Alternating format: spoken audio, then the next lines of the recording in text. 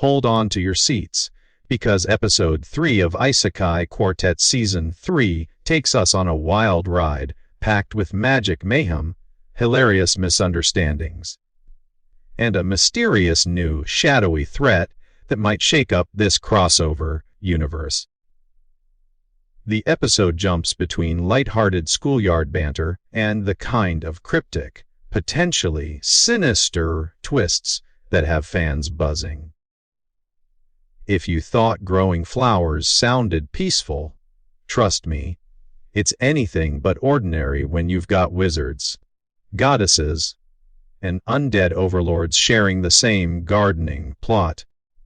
We kick things off in Class 2's homeroom with some lingering paranoia after a recent explosion rocked the school. Everyone's still wondering what caused it, and the conversation sets the tone for an episode that's all about danger lurking in surprisingly mundane places.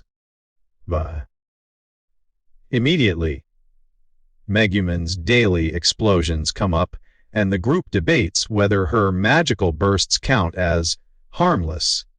We all know Tanya isn't buying it. This playful suspicion goes deeper, with characters musing about whether the rules of friendship in this bizarre school mean they can only harm outsiders, not classmates. Tanya, always sharp, pushes the group to think about how they treat potential enemies, but Kazuma, ever the comedy relief, shrugs it all off, earning a round of light-hearted scolding from his friends. But before things get too serious, the teachers throw everyone a curveball. Each class must work together to grow morning glories as a team building exercise. At first glance, this sounds charming and wholesome, but with this cast, typical school activities quickly get out of hand. Roswell Sensei, in all his eccentric glory, decides that flower-raising jobs will be divvied up by drawing lots, leading to hilarious reactions, some filled with ambition, I can do that if I wanted to, some full of jealousy, who wouldn't want Mayor's green thumb, and others heading straight into the weird territory as characters talk about the language of flowers, meaning love and partnership. The flower activity spins into a montage of odd pairings and personality clashes. Albedo is off the charts enthusiastic, seeing the morning glories as a symbol of her love for Ains. Ko refuses to hold hands except for now. And Garfield, ever the independent, makes sure everyone knows he's nobody's property, no matter how much Aura wants to add him to her collection.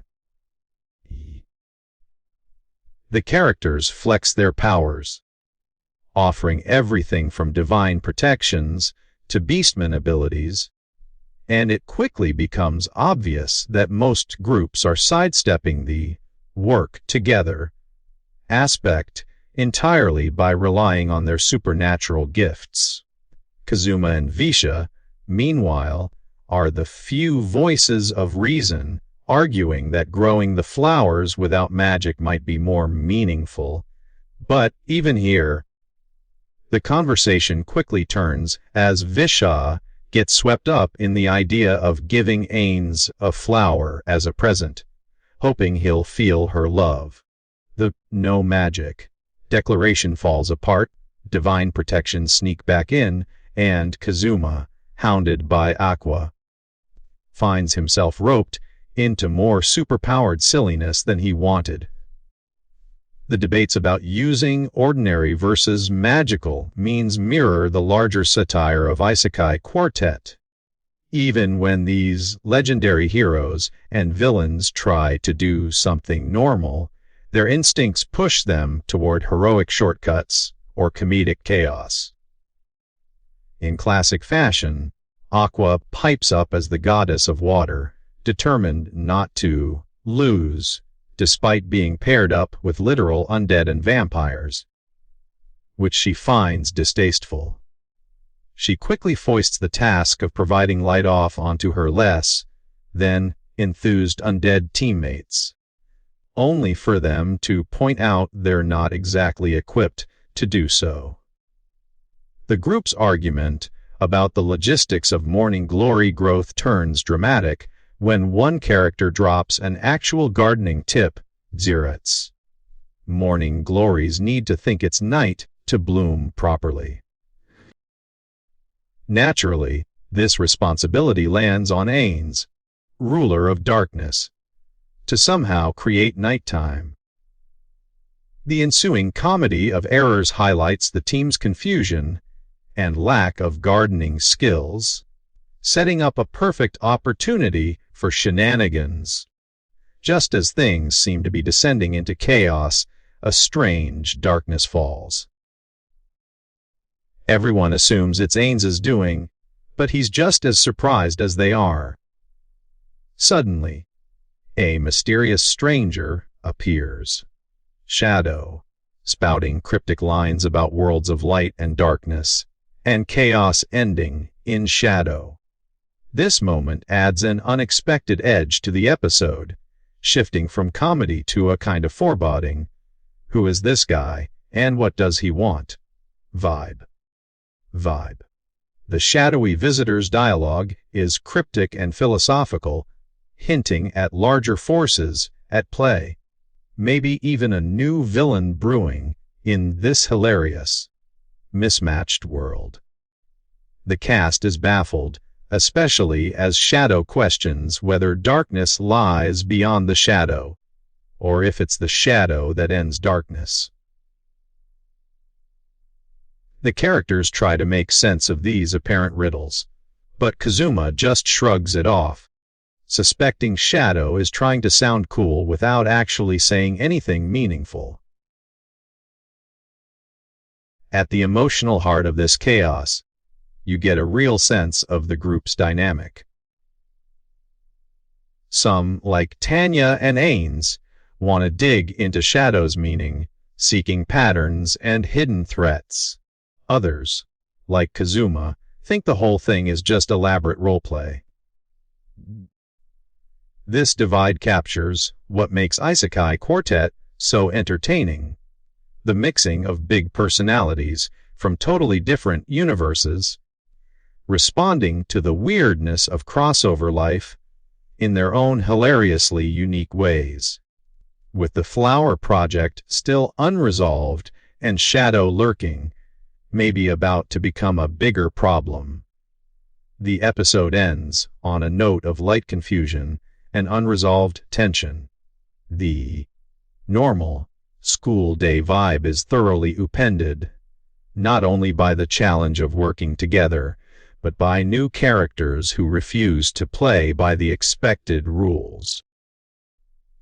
We get one last reminder that, in a world this chaotic, anything can happen, and even the simplest activities like gardening can spiral into magical mayhem or ominous prophecy with zero warning. So, to sum it all up, Episode 3 folds together classic Isekai Quartet comedy, sharp meta, commentary about magical shortcuts, and a genuinely intriguing tease for what might come next. The show's strength is still its character chemistry, whether they're arguing over flower care, dealing with cryptic strangers, or barely holding onto sanity as their world gets stranger and stranger. This cast always brings energy, laughs, and surprises. And with the mysterious Shadow now in play, things could be getting a lot more serious, or just even more absurd. That's all for this full recap and ending breakdown of Isekai Quartet Season 3 Episode 3. What did you think about Shadow? Dangerous villain or comic relief? Did you catch any hints about what's really going on in the world? Or are you just here for Albedo's flower-fueled romantic ramblings? Drop your thoughts in the comments below, and let me know what part made you laugh or which character pairing you think deserves more screen time. And if you enjoyed this recap, don't forget to like, share, and subscribe for more in-depth episode breakdowns, because in a world this wild, you won't want to miss what's coming next